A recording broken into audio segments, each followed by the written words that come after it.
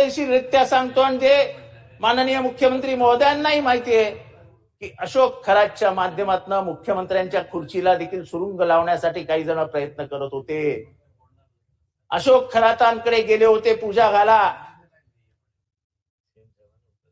वेळ येईल तेव्हा नाव उघड करू, आणि ही सगळी माहिती 6 महिन्यापूर्वी मुख्यमंत्र्यांना मिळाली होती. बैठका झाला अशोक खरातांबरोबर झाल्या, आणि अशोक खरातांनी सांगितलं आम्हाला थोडे दिवस द्या, मुख्यमंत्री घरी गेलेले असतील.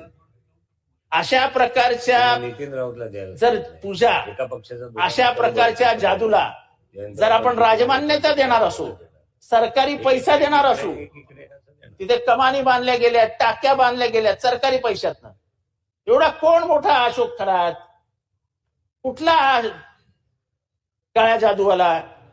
पण वाईट ह्या गोष्टीचं वाटतं या तुकारामाच्या महाराष्ट्रामध्ये, ज्ञानेश्वराच्या महाराष्ट्रामध्ये, या शिवरायांच्या महाराष्ट्रामध्ये आपण काळ्या जादूला इतकी मान्यता द्यायला लागलो की राजकारणात काळ्या जादूनी काहीही होऊ शकतं असं समस्त आमदारांना वाटायला लागलं.